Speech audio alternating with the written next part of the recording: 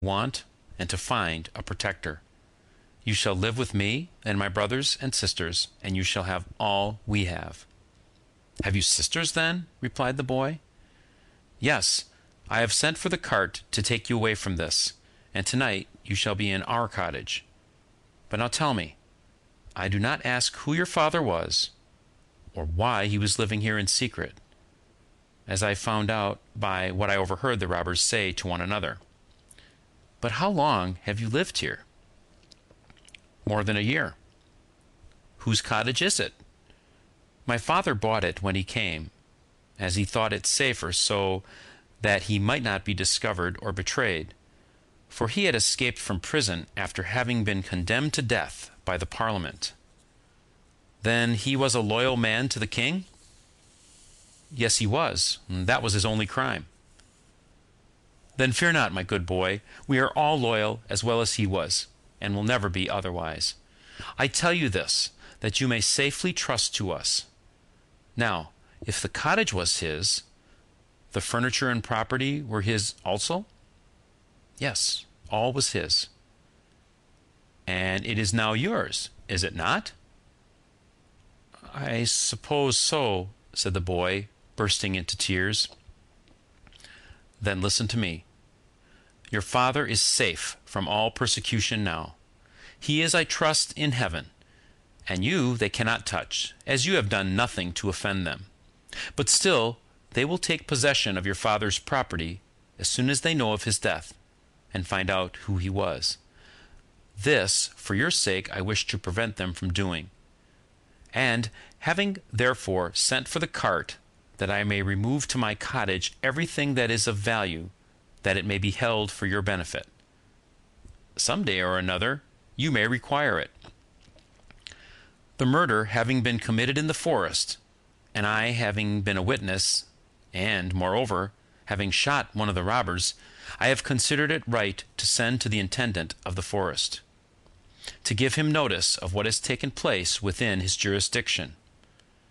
I do not think he is so bad a man as the rest, but still, when he comes here, he may consider it his duty to take possession of everything for the Parliament, as I have no doubt such are his orders, or will be when he communicates with the Parliament. Now this is a robbery which I wish to prevent, by carrying away your property before they come over, which they will tomorrow. And I propose that you shall accompany me with all that you can take away, or that may be useful, this evening."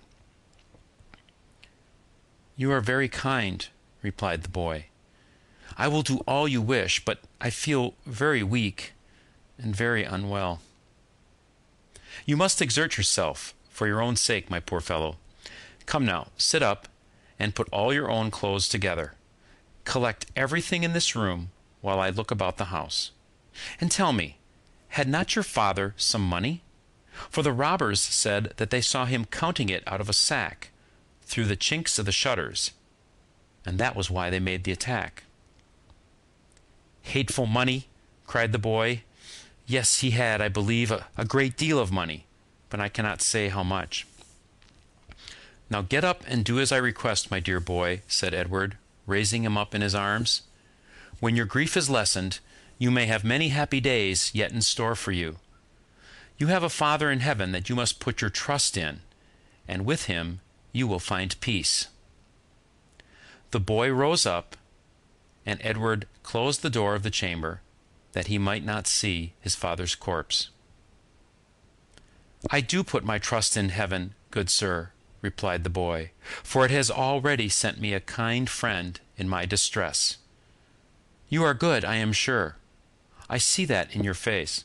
Alas, how much more wretched would have been my condition if you had not fortunately come to our assistance.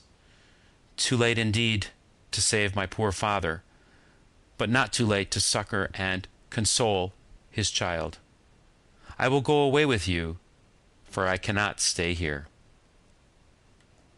End of chapter 15.